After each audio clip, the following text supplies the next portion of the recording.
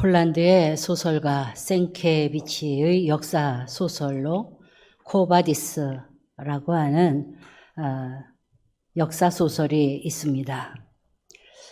그 내용을 보면 로마가 한참 기독교를 핍박할 때 참으로 무서운 공포가 이어질 때의 이야기입니다. 그 정점에 베드로 사도가 있었습니다. 수많은 사람들이 신앙을 고백하다가 죽고 순교당하고 또한 갖은 핍박을 당할 때 그 중심에서 신앙의 기초를 가다듬고 그들을 격려했던 베드로였기에 로마 정부에게 있어서 표적이 되기도 했습니다. 그의 신변의 위협이 날로 압박하여 오게 되자 제자들이 베드로에게 말을 합니다. 잠시 로마를 떠나서 이 환난을 피하다가 오십시오. 당신이 만약에 사망하게 되면 그러면 우리 기독교회는 쇠퇴하게 될 것이고 복음은 이제 전해지지 못할 것입니다. 고민을 했던 베드로가 그래서 깊은 밤에 로마를 빠져나가게 됩니다. 그가 밤중에 길을 걸어가다 새벽에 동이 트게 되고 그리고 햇빛이 조금 비칠 무렵에 갑자기 환한 빛이 비춰지면서 거기에 한 사나이가 베드로를 스치듯이 지나갑니다. 너무나도 놀라서 그 모습을 바라보니까 그분이 바로 예수 그리스도였다는 것이죠. 충격을 받은 베드로가 그 뒤를 따라가며 소리 지릅니다. 그것이 바로 라틴어로 Quo vadis Domine입니다. 주님 어디로 가시나이까? 라고 하는 내용이죠. 그때 예수님께서 베드로를 향하여 보시며 말씀하시기를 나는 내 백성을 버리고 떠나는 너 대신에 다시 로마로 십자가에 못 박히러 들어간다 라고 하는 말씀을 하셨다는 것입니다.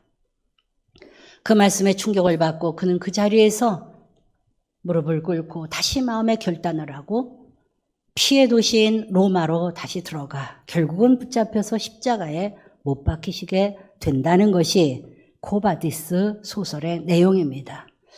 그런데 성경에 보면 예수님이 환상 가운데 베드로에게 나왔다는 내용이 적혀져 있지 않습니다. 성경 외에 외경이라는 것이 있습니다. 그 외경의 베드로 행전에는 그러나 오늘의 이 내용이 고스란히 적혀져 있습니다. 그리고 가톨릭 신자들이 구전으로 내려오는 전승에도 이 내용이 있습니다. 중요한 것은 성경에서 베드로가 로마에서 순교당했다고 하는 사실이 바로 역사적인 사실이라는 것입니다. 그가 죽을 때에 그를 붙잡아 십자가에 못 박으려고 하는 군병들에게 이렇게 요청을 했습니다. 내가 죽는데 우리 예수님, 만왕의 왕이신 우리 예수님과 똑같은 방법으로 내가 죽음을 맞이할 자신이 없습니다. 저는 죄인입니다. 그러므로 나를 십자가에 묶을 때 거꾸로 묶어 주십시오. 이것이 성경에 나와 있는 사실이기도 합니다. 기독교는 많은 순교와 많은 고난과 핍박과 환난을 딛고 오늘날까지 이르렀습니다. 그러므로 기독교가 번영을 이야기하며 번영의 물을 먹으면서 살아가기보다는 주 예수 그리스도의 뜻을 물어가며 주님의 말씀에 따라 살아가는 종교입니다. 오늘 본문에 보면은 요한복음 13장 31절에 말씀이 나옵니다. 거기에서 베드로가 똑같이 주님 어디로 가십니까? 라고 하는 질문을 합니다.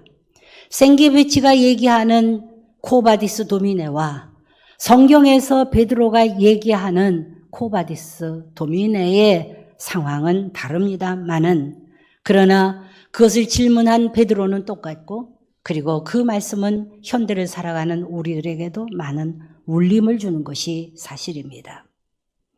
요한복음 13장 36절 전반절에 오늘 베드로는 이렇게 말합니다. 시몬 베드로가 이르되 주여 어디로 가시나이까? 이 상황은 어떤 상황입니까? 그가 로마를 피신해서 도망 나올 때의 상황이 아닙니다. 성경에서 이 베드로가 얘기하는 그 상황은 예수님께서 이제 마지막 십자가를 지시기 위하여 떠나가실 무렵에 제자들을 한데 모아놓았습니다. 그리고 내가 이제는 순환을 당할 것이다.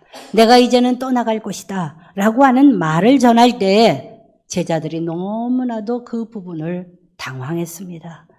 예수님 때문에 이때까지 참으로 예수님과 더불어서 꿈과 같은 시간을 보냈어요. 하나님의 복음을 들었습니다. 천국의 자녀가 되었어요. 주님만 하치하면 수많은 인파들이 몰려들으면서 거기에 치유가 일어나기도 했습니다. 그런데 그 예수님이 부재하시면 과연 우리는 어떻게 살아가야 될 것인가? 유대의 관원들과 로마의 군병들에 의해서 우리가 핍박을 당할 것인데 누가 있어 우리를 지켜주실 것인가? 이것 때문에 두려워서 그들은 아무 말도 하지 못했습니다. 그런데 그 침묵을 깨고 예수님의 제자 중에 하나인 베드로가 주님한테 물어봅니다. 그것이 오늘 본문의 말씀인 쿠오바디스 도미네, 주님 어디로 가십니까? 라고 하는 내용입니다. 상황은 다르지만은 상당히 시급하고 상당히 위협이 있는 상황 가운데서 주님 앞에 길을 묻고 있는 질문에는 분명한 것입니다. 오늘날 이 질문은 이 시대를 살아가는 우리들, 점점 혼돈된 세상 가운데서 살아가는 우리가 주님에게 물어야 할 질문이기도 합니다. 우리는 지난 2월 말에 발생한 코로나 바이러스 19로 인하여서 참으로 전에 준비하지 못했던 놀라운 상황을 맞이하고 있습니다. 그때 신문이나 매스컴에서는 2주면은 아마 회복될 겁니다.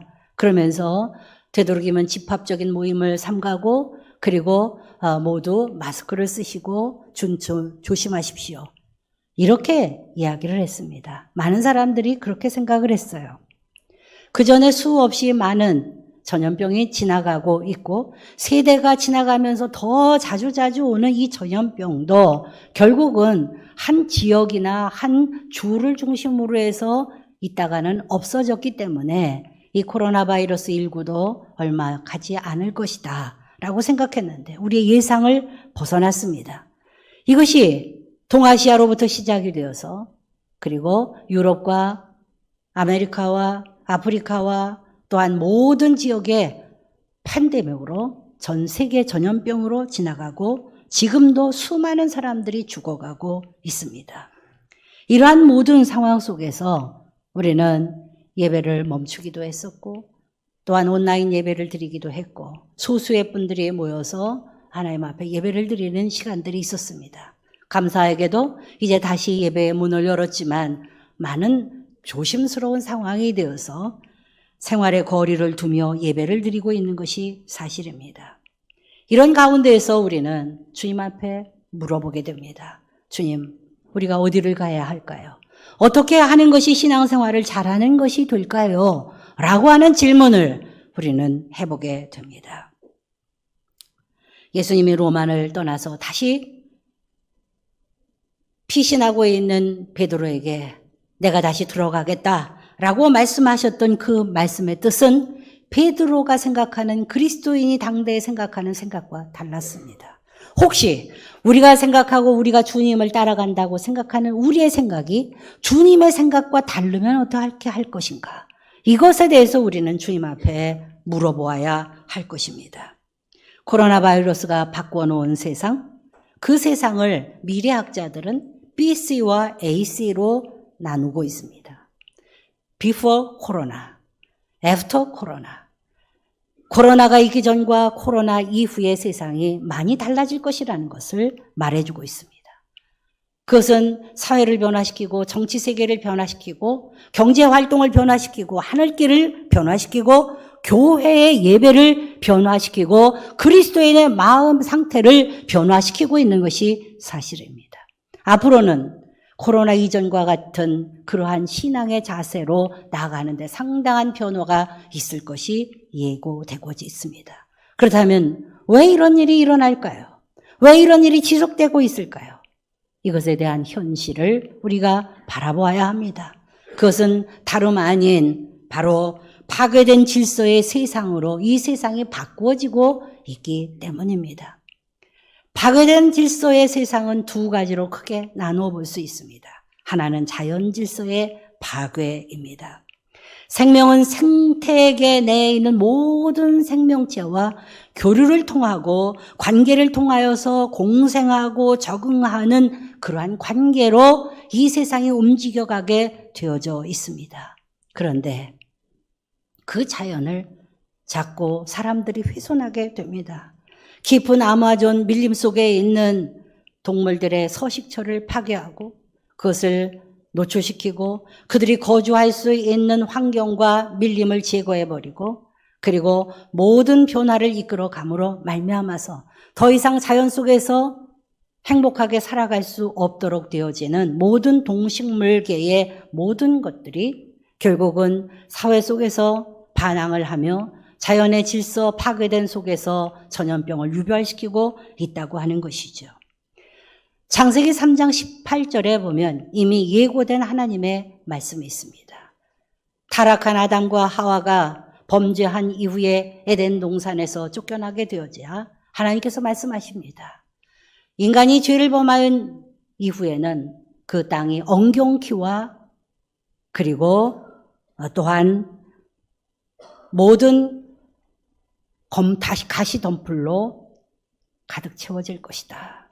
사람이 땀을 흘리고 수고하여야만 열매를 얻게 될 것이다.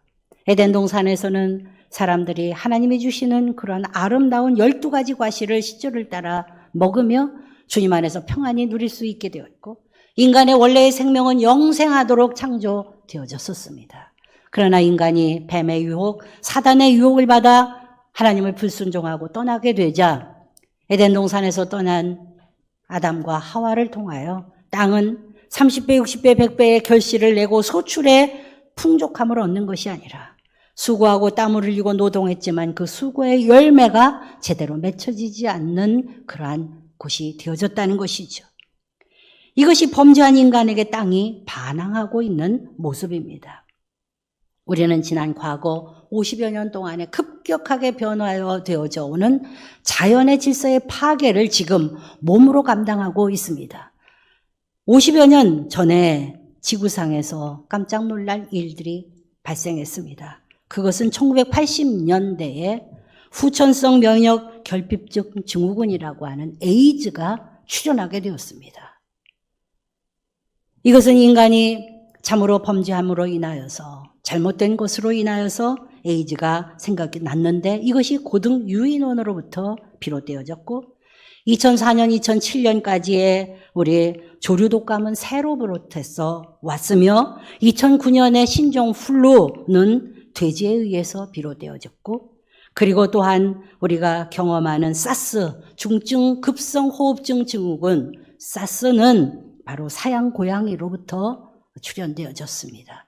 그리고 지금 우리가 경험하고 있는 최근에 있는 에볼라는 낙타를 통하여 그리고 또한 우리가 경험하는 신종 코로나 바이러스는 박쥐를 통하여 감염되어지는 것으로 나옵니다.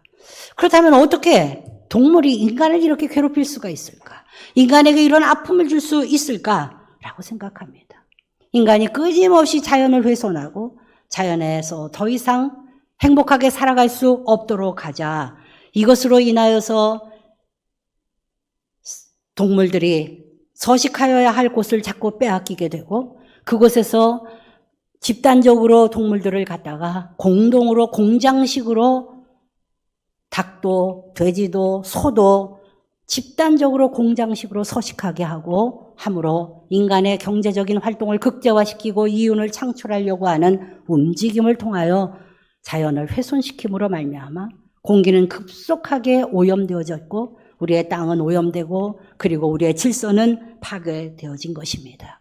그러므로 하나님의 우리에게 주시는 말씀은 지금으로부터라도 이제 자연과 더불어서 아름다운 질서를 유지하고 그들과 더불어서 함께 살아가야 한다. 다시 말하면 공존과 공생이 이 코로나 바이러스나 앞으로 올 전염병에 대한 대비라고 하는 사실을 가르쳐주고 있습니다. 그렇다면 또 하나의 파괴된 세상은 어떤 세상입니까? 그것은 인간 질서의 파괴입니다. 인간 질서의 파괴는 인간 사이의 윤리의 파괴라고 말하여질 수 있습니다.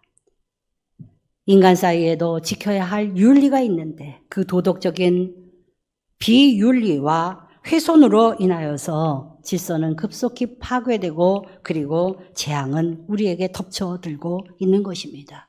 그 첫째가 우리가 잘 아는 비정상적인 성의 문제입니다. 점점 세월이 지나가면서 사람들 사이에서 점점 가까이 매스컴으로 등장하고 있는 성폭력 사건이 이제는 세상 가운데 만연해지고 있습니다. 교회 안에도 이런 일들이 일어나고 있습니다. 디지털 성범죄, N번방, 박사방, 텔레그램을 인용하여 음성적으로 퍼지고 있는 이러한 부끄러운 모든 일들을 바라보면서 이것을 움직여 나가는 사람들이 도대체 누굴까? 돈에 탐닉하고 그리고 또한 그 안에 깊이 중독되어져 있는 많은 오래된 그러한 범죄자의 소행일 것이라고 생각을 했습니다. 근데 막상 밝혀지고 보니까 범죄 활동을 해본 적도 없는 젊은 20대 또는 10대의 청소년이 그 주범이라고 하는 사실을 보면서 우리가 아연실색했습니다. 그들은 돈이 필요한 것이 아니라 성적인 쾌락에 이미 노예되어져 있고 그것을 통하여 자기들과 똑같은 10대의 어린 여자아이들을 성상품화하고 노예화하는 아주 무시무시하고 끔찍한 일을 벌이고 있다고 하는 사실을 깨달으면서 현대는 과연 현대판 소돔과 고모라의 땅이 되고 있다는 것이죠.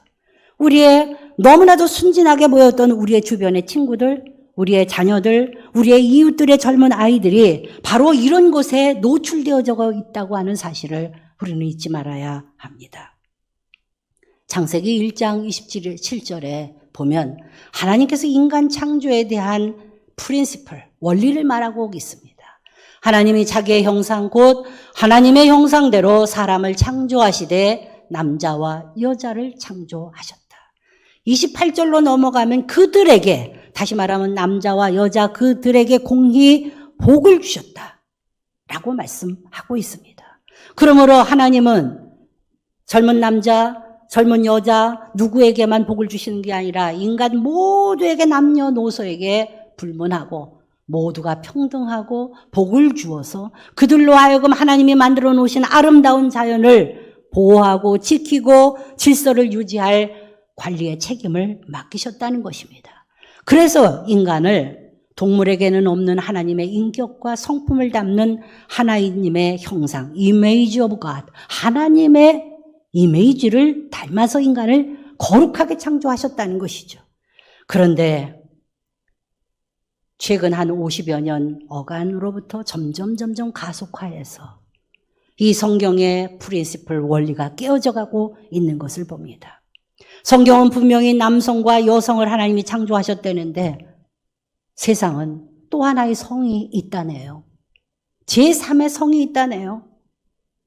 남성과 여성만 있는 것이 아니라 내가 스스로 정하는 성이 있다고 말합니다. 그것을 사람들은 젠더라고 얘기합니다. 제3의 성, 사회적인 성. 내가 여자로 태어났지만 나는 남자야 라고 남자의 역할을 하면 그가 남자인 것을 인정해 주라고 하네요. 내가 남자로 태어났지만 나는 여성이 될 거야. 난 여성으로 살고 싶어. 그러면 그 사람 여성으로 살 권리를 주라네요. 성경에 깊이 위배된 것입니다. 하나님이 인간을 하나님의 형상으로 지으셨는데 하나님의 형상을 벗어나는 모든 상황에 대해서 이 땅은 지금 질서의 파괴가 되는 심각한 어려움을 갖고 있게 되었습니다. 사랑하는 여러분, 우리가 어떻게 해야 되겠습니까? 1990년도 초에 제가 학위를 마치고 목회상담학을 전공했기 때문에 미국에 가서 임상 실습하기 위해서 미국으로 떠났습니다. 그리고 병원 원목으로서 병원의 목회를 하게 되었는데 병원 안에서 낮에는 원목들이 모든 환자들을 일일이 상담하고 돌보아 줍니다. 그들이 그리스도인이라고서가 아니라 힌두교인이든지 불교인이든지 마음의 교도든지 어떤 사람이든지 다 미국에서는 병원 원목이 상담을 다 하고 누구든지 그 상담을 받는 것을 너무나도 기쁨으로 생각합니다. 그런데 밤이 되면 당직이 혼자 서게 됩니다. 원목이 그 밤중에 일어나는 모든 교통사고, 무슨 많은 사고들, 그런 질환에 응급실에 들어온 환자들을 제일 먼저 기도하면 그래서 수술이 시작되고 합니다. 그런데 어느 날 제가 언콜로 있는, 당직으로 있는 그 밤에 밤 1시에 삐삐가 울렸어요. 그 당시는 삐삐 차고 다닐 때입니다. 그런데 그래서 보니까 응급실에 피투성이가 된 젊은 청년이 들어왔습니다. 그 청년을 수술하기 전에 제가 만나서 상담을 하고 이야기를 들었는데 그는 스스로가 에이즈 환자라고 얘기했습니다.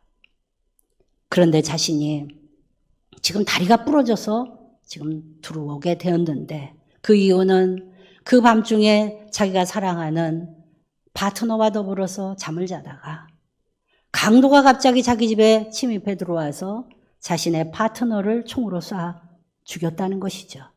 본인은 그 사람을 피하다가 그만 2층에서 떨어져서 다리가 이렇게 완전히 골절되었다라고 이야기했습니다. 그리고 그 사람이 저에게 한 이야기가 놀랍습니다.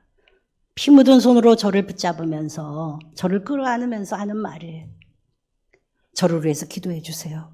그리고 제 사랑하는 러버가 오늘 하나님의 나라에 들어갈 수 있도록 구원받을 수 있도록 기도해 주세요. 라고 울면서 저에게 말했습니다. 저는 너무나도 큰 충격을 받았습니다.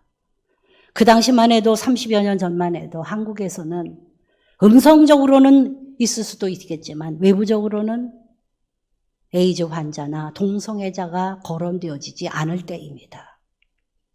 한 번도 저는 그런 사람을 상담해 본 적도 없고 만나본 적이 없었기 때문에 그날 밤에 있었던 그 일을 저는 얼마나 충격으로 받아들였는지 모릅니다. 그날 아침에 사례를 우리 모든 멤버들과 지도 교수 앞에서 발표할 때 저는 또 한 번의 충격을 받았습니다. 많은 사람들이 눈시울을 붉게 하면서 그래 그 젊은이 수술을 잘 받았느냐? 그리고 지금은 회복되고 있느냐? 그가 가지고 있는 그 아픔에 너는 어떻게 공감을 하고 어떻게 그를 돌보아 주었느냐? 눈물을 흘리면서 그 사람에 대한 안타까움에 모든 사람들이 전부 안타까워했습니다. 그런데 하나가 빠졌어요. 이 상황 속에서 하나님이 우리에게 무엇을 말씀하시느냐? 신학적인 성찰에 대해서는 말하고 있지 않습니다. 오늘날 신학은 하나님을 바라보는 신학이 아니라 문화 신학으로 바뀌어지고 있습니다. 문화 속에서 하나님을 섬기는 일이 점점 인간 중심으로 바뀌고자 있다고 하는 사실이죠.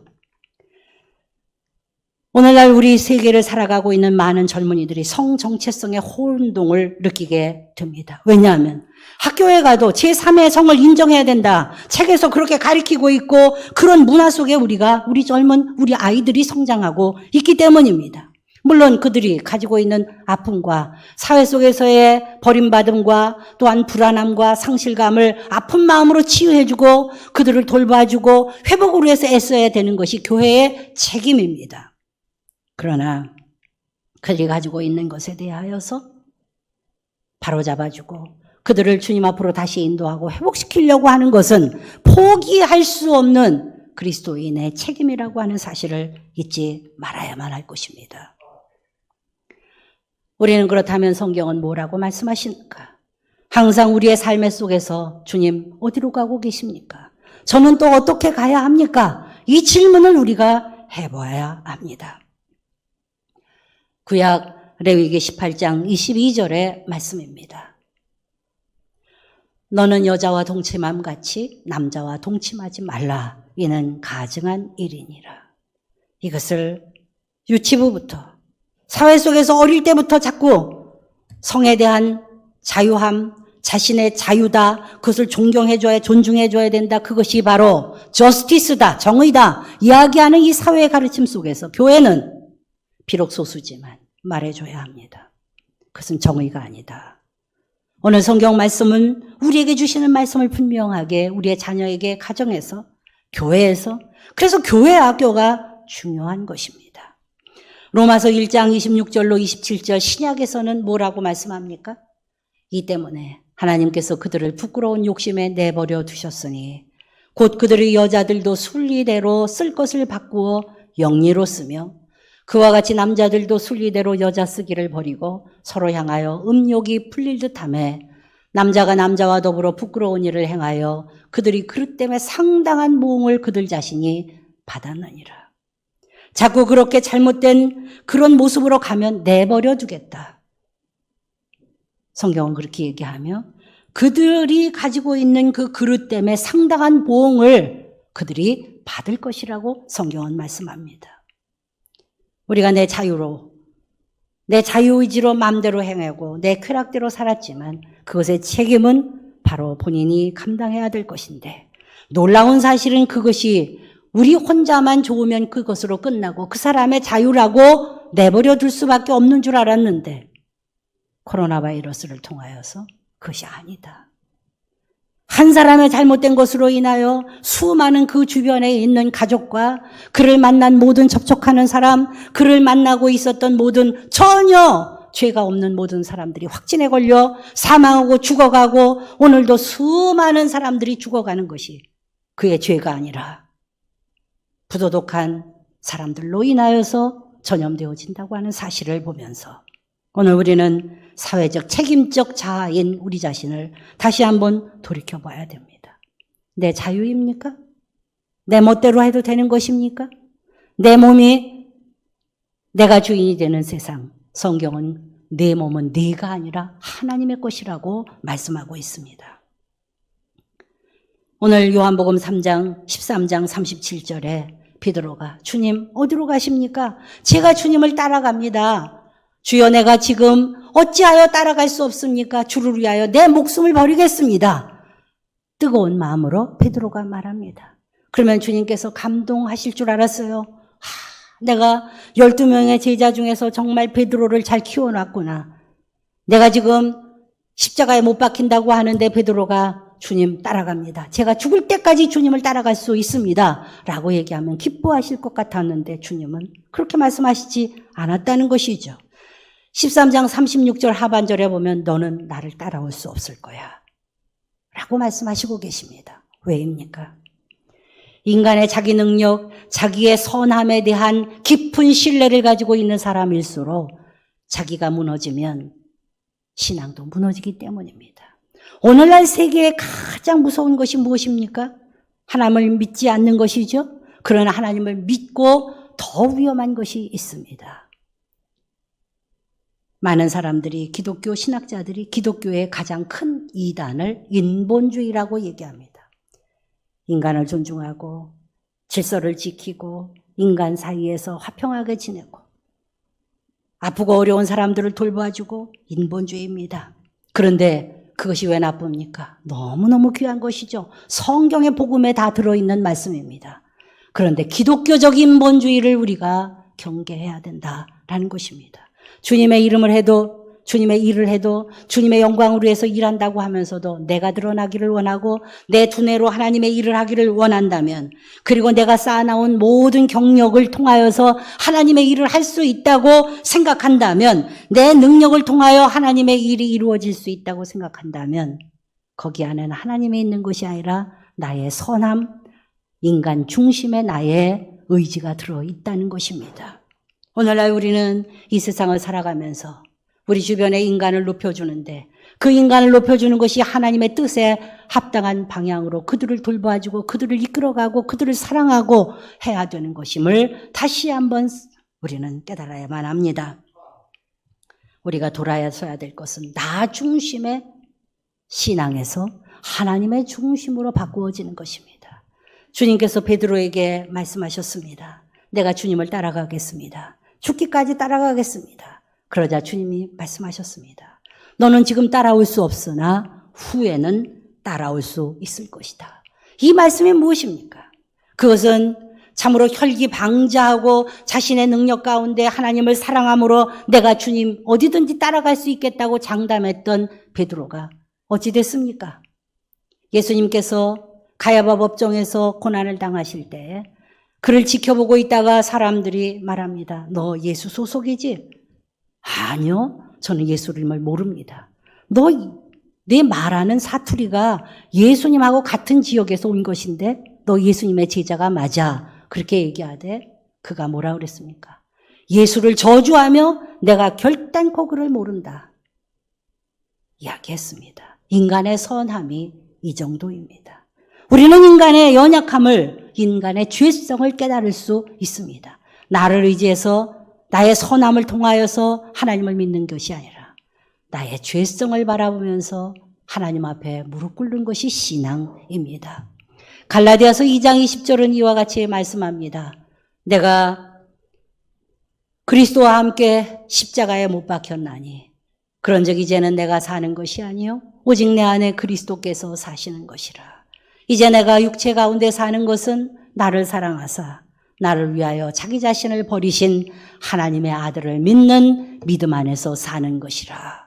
아멘. 여러분, 내가 사는 게 아니에요. 나는 내려놓고 주님이 내 안에 사시도록 우리가 하나님 앞에 나를 내어드리는 것입니다. 예수께서 대답하시되 나의 가는 곳에 네가 지금은 따라올 수 없으나 후에는 따라오리라. 주님 안에서 철저한 죄인됨을 깨달았어요. 다 울기 전에 3번이나 예수님을 부인했던 자신의 그 완악함을 보고 주님 앞에 나는 죄인입니다. 고백했던 베드로가 후에 예수님의 제자가 되어 세계 복음화를 위하여 일하는 하나님의 종이 되었습니다. 내가 나중에는 나를 따라오리라. 이것이 바로 오늘 우리에게 주시는 희망의 메시지입니다. 지금은 우리가 주님 앞에서 벌벌 떠는 일이 많아요. 보잘것없는 우리 자신을 보고 절망할 때 많이 있습니다. 그 절망 속에 나를 내려놓고 예수 그리스도를 올려드리시기 바랍니다. 그리고 오늘 매 순간순간마다 어떤 것이 지혜로운 길인지, 어떤 것이 하나님이 원하시는 길인지를 물어봐야 됩니다. 주님, 어디로 가십니까?